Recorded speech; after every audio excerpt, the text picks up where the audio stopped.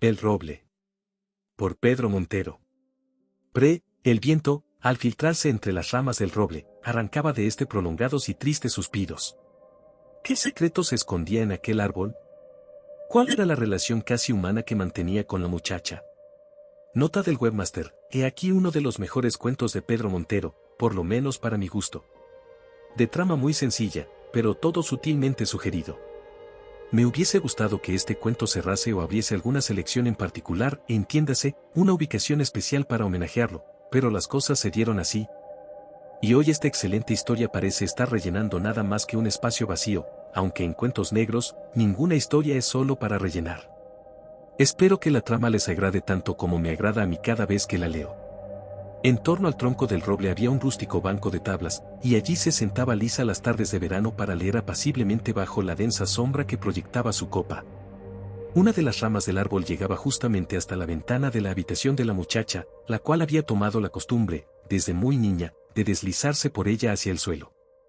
La primera vez que su abuela descubrió aquel sistema de abandonar la casa, se enojó sobremanera y amenazó a Lisa con un sinfín de castigos si insistía en utilizar aquel medio de descenso en lugar de la escalera.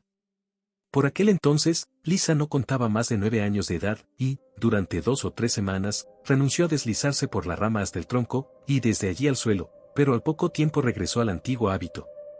Con el paso de los años, hasta la abuela terminó por acostumbrarse, y, viendo que la niña descendía por el roble con tanta seguridad como por la escalera, no volvió a mencionar el tema.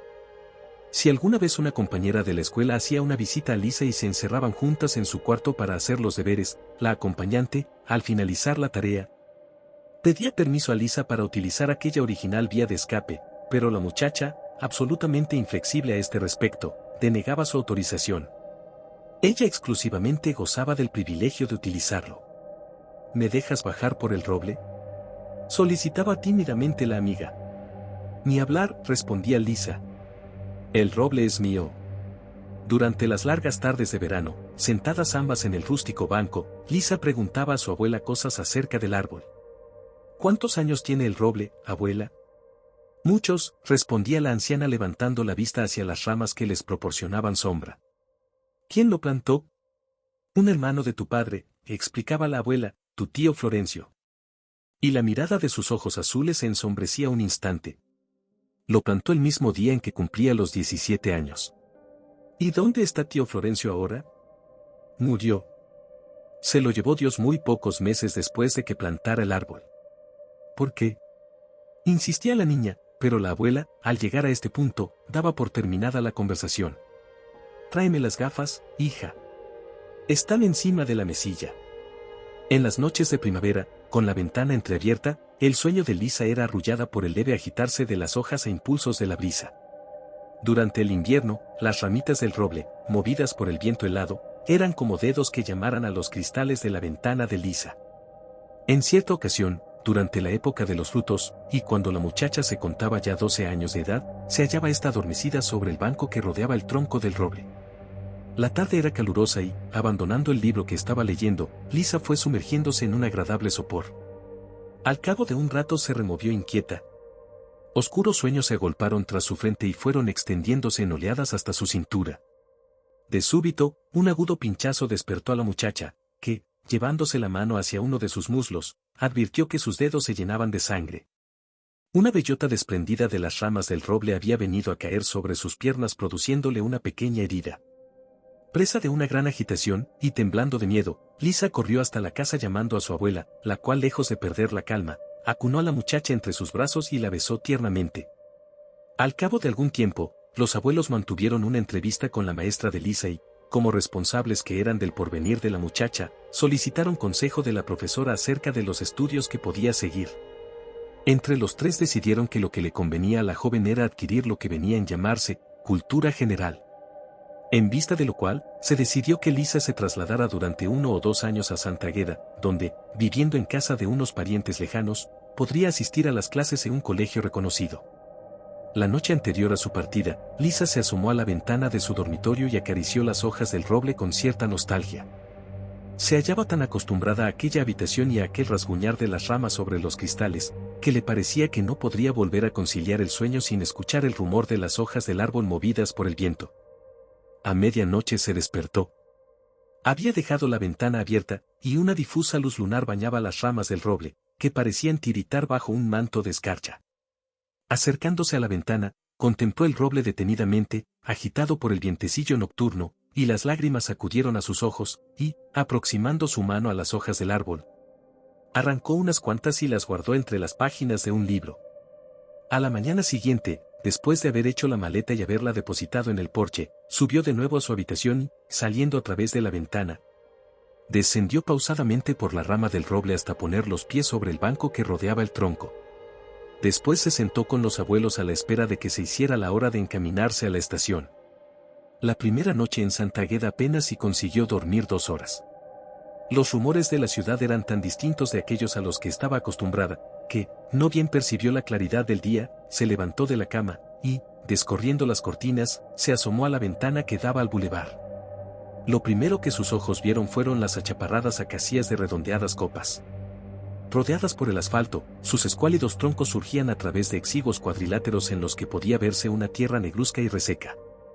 Las hojas de las acacias estaban cubiertas con una capa de polvo que ocultaba su natural verdor, otorgándoles un color grisáceo y sucio. Inmediatamente sus pensamientos se dirigieron hacia el roble. La segunda noche durmió mejor, y la tercera, no en vano era una muchacha joven y vigorosa, descansó tan profundamente como hubiera podido hacerlo en casa de sus abuelos. Al cabo de unas semanas dejó de sentir nostalgia por la casa de campo y no volvió a echar de menos el rozar de las ramas del roble contra los cristales de la ventana. Tan solo de vez en cuando, cada vez con menos frecuencia, abría el libro y contemplaba las hojas que aquella noche introdujera entre sus páginas. Durante aquel año de estancia en Santa Águeda, la muchacha se desarrolló extraordinariamente, y, cuando se aproximaban las vacaciones de verano, nuevamente renació en ella la ilusión por la vida campestre. Apenas puso el pie en la finca, después de saludar a los abuelos, que la recibieron alborozados, subió a su habitación y abriendo la ventana de par en par hacia el crepúsculo, se apoyó en el alféizar y contempló el roble a la luz carmesí del atardecer. Su primer impulso fue descender por la gran rama, y, con sumo cuidado, apoyó los pies sobre la áspera corteza. Entonces tuvo miedo, y advirtió que había crecido demasiado y que su sentido del equilibrio se había embotado durante los meses de ausencia. Vaciló un instante, y luego, volviendo a recoger las piernas, se introdujo de nuevo en la habitación y descendió por la escalera. Aquella noche, como una salutación a su llegada, se levantó un fuerte viento, y las ramas del roble repicaron incesantemente en la ventana impidiendo a Lisa conciliar el sueño. Molesta en un principio, fue sin embargo poco a poco vencida por los antiguos rumores y los familiares chasquidos que ya casi había olvidado, y abandonando el lecho, se asomó a la ventana. La luna derramaba su luz sobre el árbol, que parecía invitarla en su incesante movimiento a sentir sobre su cuerpo aquella misma agitación, e incapaz de sustraerse a aquel extraño encanto, descalza y con ropa de dormir. Lisa salió a través de la ventana y puso sus pies sobre la rugosa corteza de la gran rama. El suave vaivén producido por el viento se transmitió a todo su cuerpo. Poco a poco fue alejándose de la ventana, y, como un equilibrista fantástico y convaleciente, comenzó a descender por el roble.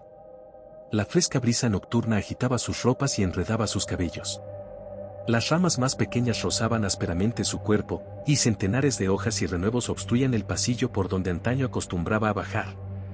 Cuando puso pie sobre el banco, una sonrisa iluminaba sus labios, y una violenta respiración agitaba su pecho. Gran cantidad de hojas se habían enredado en su cabello, su camisón aparecía desgarrado en algún punto, y sus brazos y piernas mostraban largos arañazos como los producidos por el estrecho y apasionado abrazo de un transporte de amor. Una de aquellas tardes, sentadas abuela y nieta en el banco del roble, Lisa sintió la necesidad de saber algo más acerca del árbol. ¿Cómo era Florencio?, insistió al ver que su abuela no levantaba la cabeza de la labor. Murió muy joven, respondió la remisa abuela. ¿De qué murió? Se despeñó. Un accidente, explicó la abuela con un tono que no dejaba lugar a dudas acerca de que no deseaba hablar más del asunto. Los días durante aquel verano transcurrían apacibles. Lisa se sumergió de nuevo en los placeres de una vida relajada y sin horario. Olvidó en gran parte los conocimientos que había adquirido durante su estancia en Santa Águeda. O quizás los almacenó en alguna parte de su cerebro y no se preocupó más que de vagar por los campos cercanos o tenderse perezosamente a la sombra del roble. Acostada en el rústico banco de tablas, se sentía protegida por la frondosa enramada que se extendía sobre su cabeza, experimentaba la sensación de que nada malo podría ocurrirle bajo aquel dosel vegetal, pero, simultáneamente, se sentía infeliz sabiendo que, al cabo de algunas semanas volvería a estar lejos de su árbol. La noche anterior a la partida, permaneció hasta muy tarde en la ventana. El brillo hiriente de las estrellas se filtraba de forma intermitente a través del follaje, y las ramas del roble eran mecidas por una suave brisa. Acodada en el alféizar, dejó que las ásperas hojas juguetearan con sus manos hasta que, sobresaltada, le pareció que la leve caricia de las pequeñas ramas se iba convirtiendo en algo que no acertaba a definir, pero que le producía una mezcla de atracción y miedo. Aquella noche, mientras los dedos del roble llamaban insistentemente en la ventana, soñó que su tío Florencio había vuelto a la casa y la llamaba pronunciando su nombre desde el pie del roble. Las tías solteronas de Lisa se sorprendieron, al término de las vacaciones, de lo cambiada que estaba la muchacha. El leve parecido de sus rasgos con las facciones de su difunta madre se había acentuado de tal modo que, para corroborar el hecho, se apresuraron a sacar de los cajones de la cómoda los viejos álbumes de fotografías. Así fue como la joven vio por primera vez el rostro de Florencio. Independientemente de contemplar con detenimiento la efigie de su madre, a fin de cerciorarse de lo que sus tías consideraban extraordinario parecido, Lisa fue conociendo, a través de una larga serie de fotografías, al que, años a, plantar el árbol. Ya desde muy pequeño, llamaba la atención la intensidad de la mirada de Florencio. 5 años menor que el padre de la muchacha, la diferencia de edades se iba diluyendo con el paso de los años, y sí, en las primeras fotografías Florencio aparecía como un bebé al lado de su hermano mayor.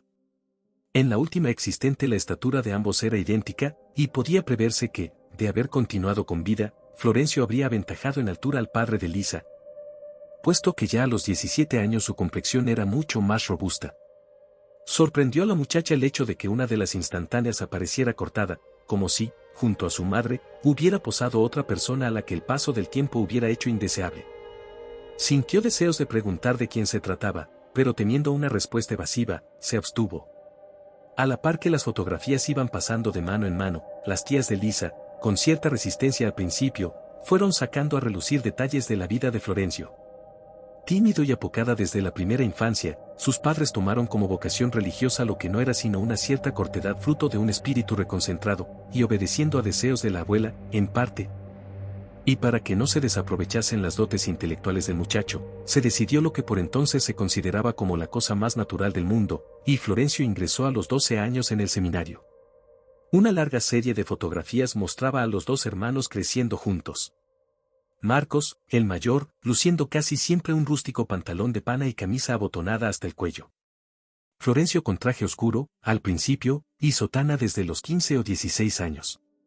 La abierta sonrisa del primogénito contrastaba con la seriedad del pequeño, cuyos ojos negros parecían mirar a la cámara con más fijeza e intensidad que el objetivo le miraba a él. En la colección de instantáneas del último verano hacía su aparición la que más tarde habría de ser madre de Lisa, una muchacha muy bella, y, con la que, en efecto, Lisa tenía un extraordinario parecido. En las fotografías, aparecía frecuentemente flanqueada por los dos hermanos. Marcos sonreía eternamente a la cámara, pero los ojos de Florencio no miraban ya al objetivo, sino que se dirigían las más de las veces hacia los de la novia de su hermano. Y en los labios de Florencio comenzó a dibujarse una sonrisa ausente hasta entonces. A partir de la muerte del hermano menor, las fotografías no eran tan numerosas, y sí mucho más espaciadas en el tiempo. La última de la serie, previa a la boda, mostraba a la novia sentada sobre una roca con la mirada perdida en la lejanía. El futuro padre de Lisa pasaba su brazo por los hombros de la novia, pero en sus labios ya no había huellas de la sonrisa que tanto acostumbraba a prodigar. ¿Cómo murió tío Florencio?, preguntaba Lisa. Un accidente, respondían con parquedadas solteronas. ¿Qué clase de accidente? Se despeñó. ¿Dónde está enterrado?, insistía curiosa la muchacha. Las niñas educadas no hacen tantas preguntas, arguían las tías dando por terminada la conversación. De nuevo llegó el verano, y con él las vacaciones. En el andén de la estación, los abuelos esperaban a la muchacha. Apenas puso esta pie en tierra, el abuelo corrió hacia ella y tomándola en sus brazos la estrechó contra él. La abuela permaneció unos pasos más atrás, y cuando Lisa pudo verla, advirtió que había lágrimas en sus ojos. «¿Cómo te pareces a tu madre?», sollozó la anciana apenas conteniendo el llanto. Te has convertido en su vivo retrato, y la joven se sintió durante unos instantes la encarnación de su madre, muerta pocas horas después del parto. Lo primero que hizo Lisa, apenas traspasó la cerca, fue depositar la maleta en tierra y correr hacia su árbol. Encaramándose en el viejo banco de madera, rodeó el tronco con sus brazos y aproximó su mejilla hasta que la rugosa corteza le arañó la piel. Por primera vez, la abuela no festejó aquel reencuentro con una sonrisa. Mientras el abuelo entraba en la casa llevando la maleta, la anciana se aproximó a Lisa. «Ya eres una mujer, hija», dijo. «Déjate de niñerías». Y suavemente separó los brazos de la muchacha del roble y se la llevó hacia la casa. Lisa se entristeció al comprobar que carecía ya de la seguridad suficiente para descender, como antaño, por la rama del roble. Más de una vez intentó abandonar su dormitorio utilizando el antiguo sistema, pero, temerosa de perder pie, tuvo que renunciar a última hora. Se contemplaba en el gran espejo del armario ropero que le devolvía la imagen de una muchacha casi por completo convertida en mujer. Se debatía indecisa entre la satisfacción de saberse madura y la nostalgia, materializada en el ya imposible descenso, de saber que se alejaba para siempre de la dorada época de la niñez. Segura de que en la casa tenía que haber copias, y quién sabe si nuevos originales, de las fotografías que había visto en Santa Águeda, rebuscó, a espaldas de su abuela, en todos los cajones y arcas que había en la vivienda. Finalmente, un día, dio con un envoltorio, y al separar cuidadosamente el papel de seda, una colección de fotografías apareció ante sus ojos. Temerosa de ser descubierta, decidió obrar con calma. Volvió a dejar todo en el mismo orden en que lo encontró, se guardó las fotografías y, pretextando dar un paseo, se alejó caminando hasta la orilla del río. Allí, sentada entre los cañaverales, desenvolvió el paquete. La mayoría de los retratos los había visto ya en casa de sus tías, pero había algunos inéditos. Especial sorpresa le causó la contemplación de sí misma en alguno de ellos, y le costó verdadero trabajo llegar a admitir que era la imagen de su madre, tan parecida a la suya, la que había quedado fijada para siempre en la amarillenta cartulina.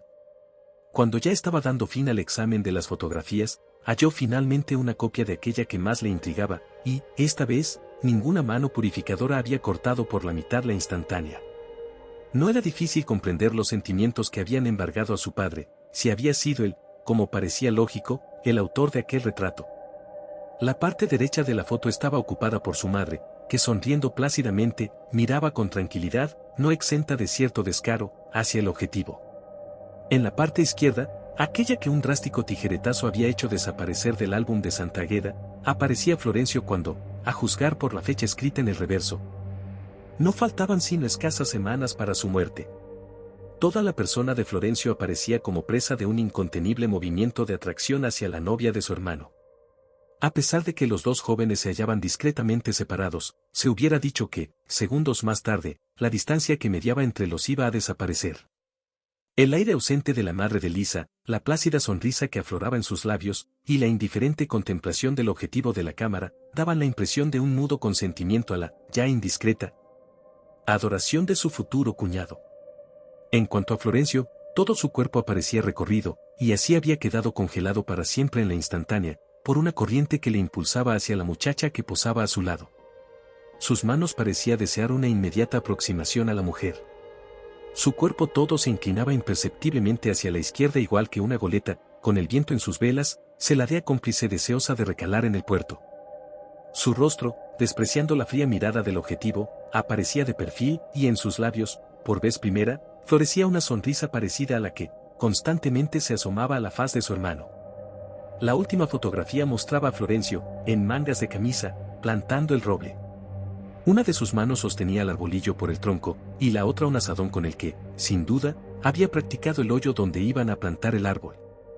Sus ojos, no obstante, contemplaban a alguien que se hallaba fuera del campo de la cámara.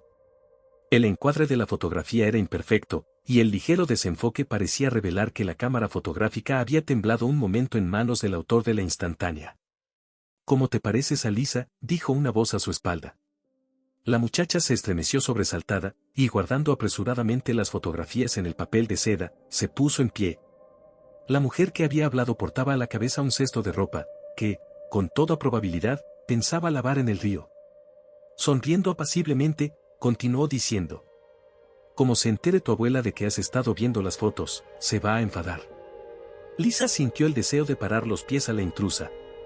Son mis padres, dijo con un tono retador que al instante le pareció innecesario. Lo sé, repuso la mujer. Y tu tío Florencio, añadió depositando sobre la hierba el cesto de ropa. Mi marido era aparcero, y vivíamos en la casucha, al lado de la casa de tus abuelos, explicó. ¿Conociste a mi padre? Preguntó Lisa sin poder evitarlo. Todos los meses le llevo la ropa limpia a la cárcel de Villarta, repuso la mujer atusando suavemente un mechón de cabellos que se derramaba sobre el hombro de la muchacha. Faltaba todavía una semana para que finalizaran las vacaciones de verano, cuando los abuelos decidieron que Lisa se trasladara a Santa Águeda. La muchacha no se extrañó en lo más mínimo. Alguien se habría encargado de comunicarles que la antigua parcera y Lisa tenían frecuentes charlas a la orilla del río. Y los ancianos habían considerado más prudente cortar aquella comunicación antes de que el espíritu de la muchacha se viera turbado por revelaciones inconvenientes para la que todavía consideraban una niña. En el transcurso de aquel verano, no obstante, la transformación física de Lisa se había acentuado de tal modo que, solamente el natural deseo de los ancianos y su resistencia a que la joven adquiriera la independencia consustancial a la mayoría de edad, podían ser causa de que sus abuelos continuaran viéndola como a una niña. Por otra parte, algo se había quebrado en el alma de la muchacha. A través de su mirada podía intuirse que, lejos de hallarse todavía en aquel tranquilo y sosegado mundo de la infancia, su espíritu había robado ya a otras playas tras sortear los procelosos mares de la edad adolescente. Lisa no gustaba ya de sentarse a la sombra del roble a leer un libro o a hacer compañía a su abuela mientras ésta tejía interminables labores de punto. Más bien parecía rehuir al árbol y si, al salir de la casa, se dirigía hacia el extremo sur de la empalizada, prefería dar un pequeño rodeo antes de cruzar bajo la copa del roble. Sin embargo, en más de una ocasión, había sido sorprendida por su abuela apoyada en la cerca y contemplando desde lejos el roble, como si la distancia interpuesta constituyera una especie de salvaguarda previsora. En aquellos momentos, si algún observador hubiera podido mirar de cerca en los ojos de Lisa, habría sorprendido en ellos una extraña mezcla de temor y de fascinación, una paradójica alianza de miedo y culpable ansiedad similar a la que se observa en el gorrión fascinado por la serpiente. La noche anterior a la partida de Lisa, se levantó un fuerte viento, y las ramas del árbol le agitaron como brazos en la oscuridad. El roble se está despidiendo de ti, comentó el abuelo jocoso. Pero Lisa sabía que las movedizas ramas la estaban llamando. Cuando la joven se retiró a su habitación, los dedos del roble repiqueteaban en los cristales de la ventana con una insistencia y una urgencia tales que amenazaban con quebrarlos. Lisa comenzó a desnudarse, pero enseguida se detuvo, y, aproximándose a la ventana, echó las cortinas con un rápido movimiento. Acto seguido, terminó de despojarse de sus vestidos y se sumergió en el lecho. El viento se colaba por las rendijas de la madera, y sus suspiros, unidos al rozar de las ramas contra el cristal, fueron inundando el alma de la muchacha que, al rato, se vio sumida en una extraña pesadilla. Soñó que, a la pálida luz de la luna, que bañaba veladamente el cuarto, difuminada por la cortina interpuesta, abría un armario de roble y se probaba uno de los vestidos de su madre. Después, aproximándose al antiguo lavabo de loza, humedecía ligeramente un peine en agua e iba modelando sus cabellos de una manera distinta a la habitual. Un ligero toque de sombra en los párpados y una leve aplicación de colorete en las mejillas dieron fin a la transformación. De pronto, un golpe de aire hizo rechinar las maderas, y, un segundo más tarde, la ventana se abrió de par en par. El viento inundó la estancia, y la cortina de lienzo revoloteó como una gran ave arrebatada por el huracán. La gran rama del roble crujía cerca de la ventana, y las ramas más menudas arañaban el marco como los dedos engarfiados de un asaltante que pretendiera introducirse en la habitación. Bañada por la claridad lunar, Lisa se levantó del lecho, y, al tiempo que innumerables hojas del roble rozaban sus brazos desnudos, se acercó a la ventana y la cerró no sin esfuerzo. El viento, al colarse entre las ramas del árbol, le arrancaba suspiros prolongados y tristes. La muchacha, hollando con sus pies descalzos las ásperas hojas de roble, volvió sobre sus pasos y se acostó nuevamente. Al cabo de algunas horas, algo la sustrajo del intranquilo sueño en que se hallaba sumida. El viento había cesado por completo, y las ramas habían desistido de repicar contra los cristales. El lienzo rectangular pendía terso, y la luz de la luna dibujaba contra él la silueta de la ventana. El aullido de un perro en la lejanía ascendía vertical hacia el cielo estrellado. Cuando Lisa abrió la puerta del armario, el reflejo de la luna recorrió como un fugaz relámpago las paredes de la habitación.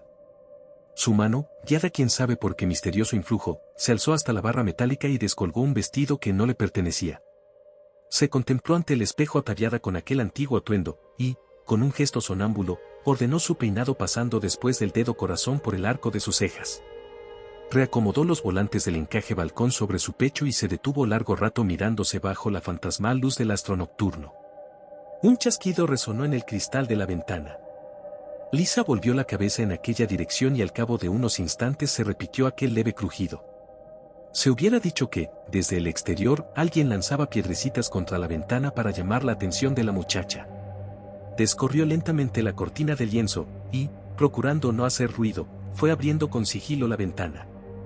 Instantes después se apoyaba en el alféizar ofreciendo la mitad de su cuerpo a la noche.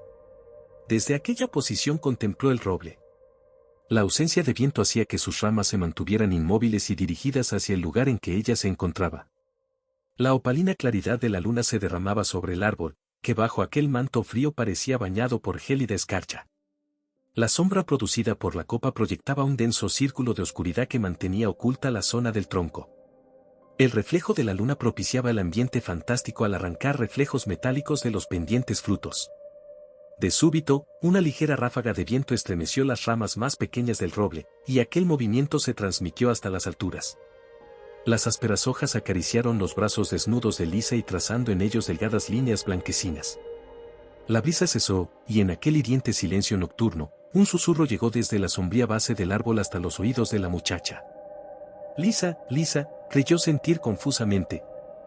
Como obedeciendo a algún mandato extraño, la joven, de igual manera que en tantas ocasiones, salió a través de la ventana y puso sus pies descalzos sobre la gran rama del roble. De algún modo sabía que aquella era la última vez que podría intentarlo, que a partir de aquella noche habría perdido definitivamente la necesaria ingenuidad fruto de la niñez, que aquella iba a ser la postrera ocasión en que descendería hasta el suelo de aquel modo.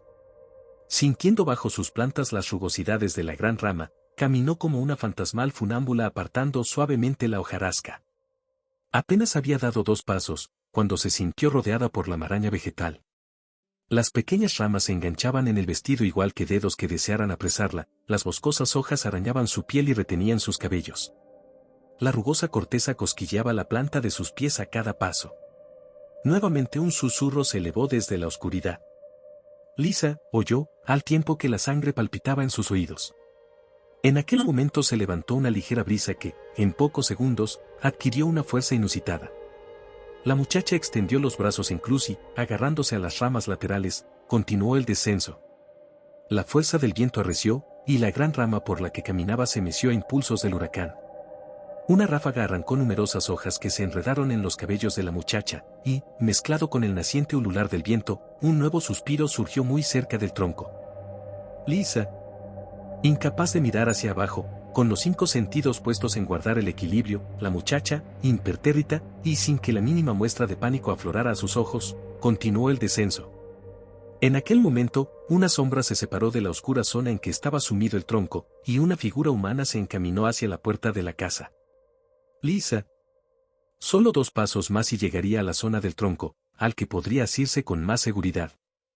El aire hacía ondear el blanco vestido de la joven, y todas las ramas, como si el huracán las hubiera dotado de vida independiente, rodeaban el cuerpo de Lisa en un apretado abrazo que cada vez iba haciéndose más estrecho. Lisa. Esta vez, la muchacha no pudo impedirse mirar hacia la ventana, y, al percibir la silueta del hombre que la contemplaba con los brazos apoyados en el alféizar, lanzó un grito de terror. Aquella sonrisa era algo que había llegado a conocer muy bien. Al girar la cabeza, perdió el sentido del equilibrio y vaciló. El huracán adquirió una fuerza tan brutal que amenazaba con arrancar de cuajo el árbol. Un momento después, al intentar alcanzar el tronco con sus manos, Lisa perdió pie y se desplomó en el vacío, pero, antes de que su cuerpo se estrellara contra el suelo, las ramas más bajas, seguramente impulsadas por el viento, formaron un ligero entramado que fue suficiente para aliviar la fuerza de la caída. En aquel momento, se desató toda la furia del vendaval. Se escuchó un horrísono crujido, y el roble, abatido por la violencia del huracán, se desplomó contra la casa aplastando en su caída a la figura que contemplaba el cuerpo de Lisa en tierra. Si la muchacha no hubiera perdido el conocimiento al precipitarse en el suelo, se habría percibido de que, 2 metros más allá, justamente al lado de donde, segundos antes, se encontraba el tronco del roble, se hallaba una maleta de madera como as que dan en la prisión de Villarta a los reclusos que acaban de cumplir su condena.